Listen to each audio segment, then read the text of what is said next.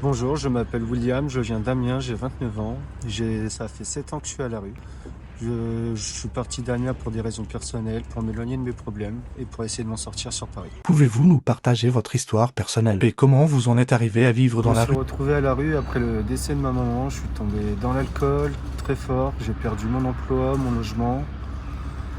Et ça a été très compliqué au début pour arrêter l'alcool, remonter la pente. Quelles sont les principales difficultés auxquelles vous êtes confronté au quotidien en vivant dans la rue? La principale difficulté dans la rue, c'est pouvoir se nourrir correctement, pouvoir se laver, pouvoir avoir des vêtements propres, pouvoir avoir une hygiène correcte, avoir des soins.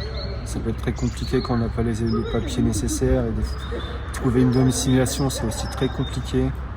Et il y en a, ils attendent depuis des mois, ils n'ont toujours pas.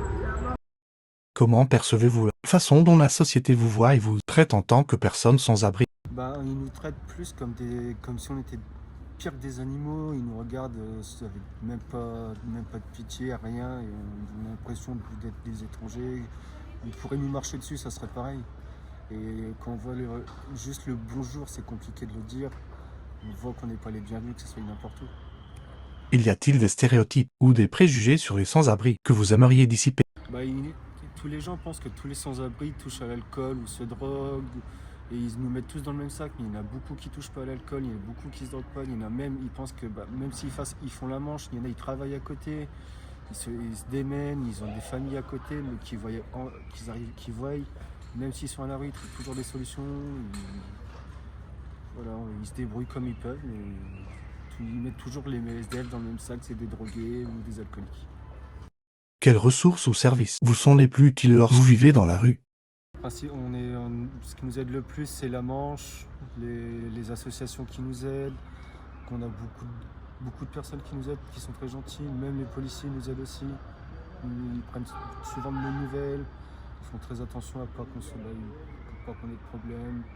La meilleure chose à offrir selon vous? Non, c'est la nourriture et un sourire.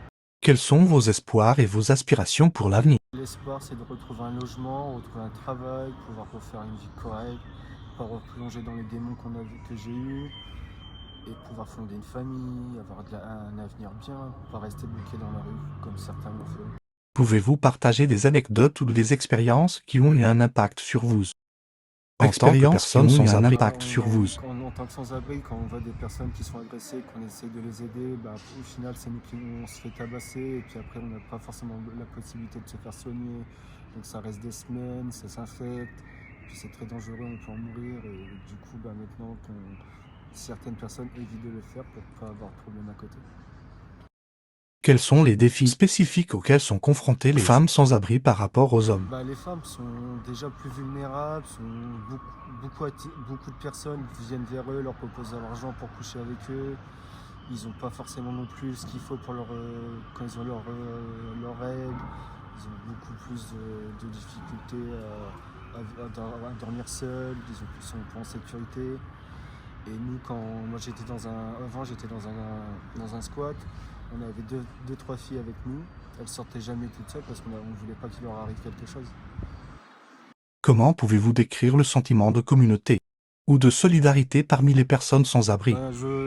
Les personnes sans abri, en fait, même si on ne se connaît pas, on est tous une grande famille. Si on peut s'entraider entre nous, on le fait.